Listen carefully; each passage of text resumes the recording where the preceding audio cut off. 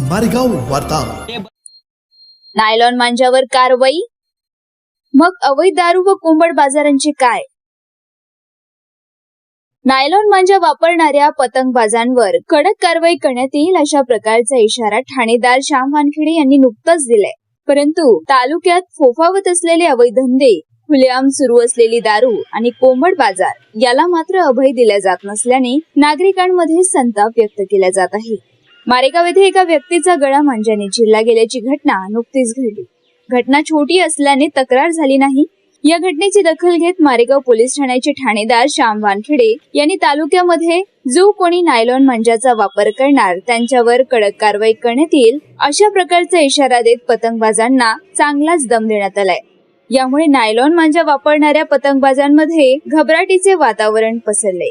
Nylon मांजा वापरासाठी एवढा मोठा इशारा दिला गेलाय, परंतु तालुक्यातील माडी परिसरात तसेच इतर भागातही खुलेआम अवैध दारू राजरोसपणे सुरू आहे। कोंबड बाजारही मंगळवार, शुक्रवार, रविवार तालुक्यातील कुंभा, वेगाव, डोंगरगाव तसेच येथील कोंबड बाजार सुरू आहे। त्यांच्याकडून कदाचित इन्कमिंग असावी म्हणून त्यांच्यावर कसलीही कारवाई करण्यात आली नाही।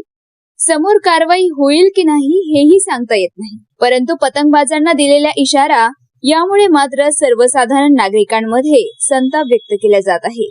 अवैध दारूमुळे अनेकांचे संसार उद्ध्वस्त होत आहे। दारू ही खुलेआम मुख्य रस्त्यावर दिवसभर विकले जात आहे।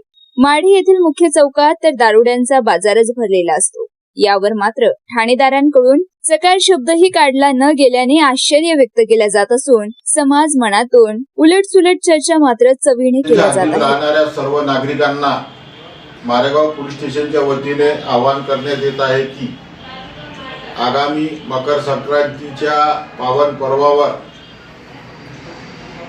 आपण पतंग उडविण्याकरिता नायलॉन मांजाचा वापर टाळावा। तसेच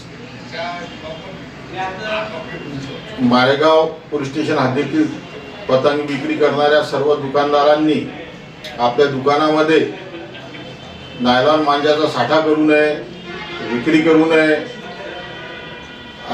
तपासणी दरम्यान जर असे आढळून आल्यास त्यांच्या विरुद्ध प्रचलित कायद्यानुसार कठोर कायदेशीर कारवाई करण्यात येईल।